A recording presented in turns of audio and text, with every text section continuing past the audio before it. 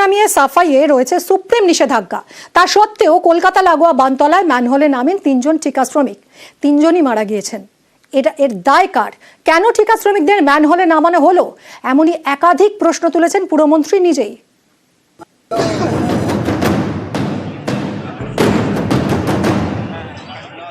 কলকাতা সহ দেশের 6 মেট্রো শহরে ম্যানহোলে মানুষ নামিয়ে সাফাই করানো যাবে না।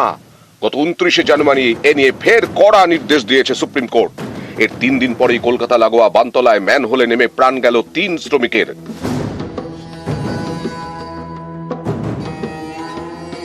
ম্যানহোলে যখন দিয়েছে, এই যে উপর থেকে ডিসচার্জ করে দিয়েছে রাস্তায়, তার মধ্যে ওটার ভেতরে ঢুকে গিয়ে কেমিক্যাল রিয়াকশন হয়ে কোনো একটা গ্যাস সেটা ওর ভেতরে ঢুকে গেছে।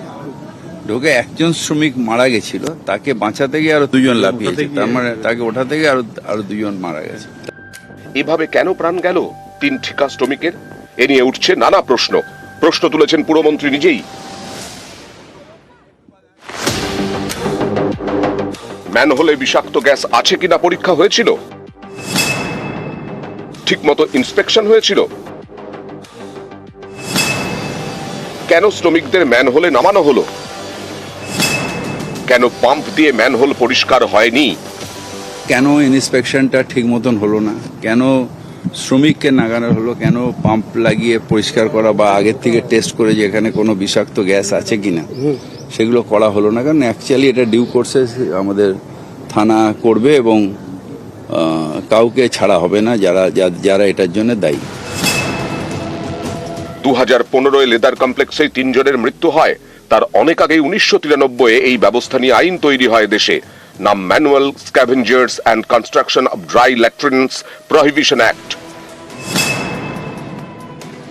2013 আরো একটি আইন তৈরি করে কেন্দ্র, manual scavengers and their rehabilitation act.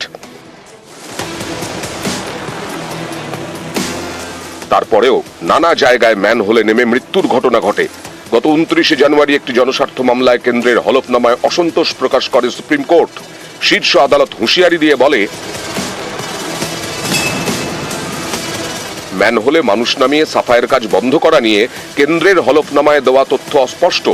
এ বিষয়ে আদেশ দিতে দিতে আদালত বিরক্ত। হয় আদেশ পালন করুন, নয়তো পরিণতি ভোগ করুন। এভাবেই ফের একবার সতর্কবার্তা দেয় সুপ্রিম কোর্ট। শুধু তাই নয়, কলকাতা সহ 6 বড় শহরের পুর কর্তৃপক্ষকে আদালত নির্দেশ দেয়,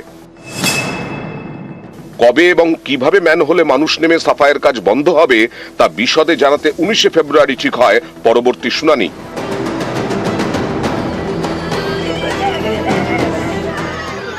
এরই মধ্যে বানতলায় চলে গেল 3টি প্রাণের দায় কার গাফিলতি? উঠছে একের পর এক প্রশ্ন।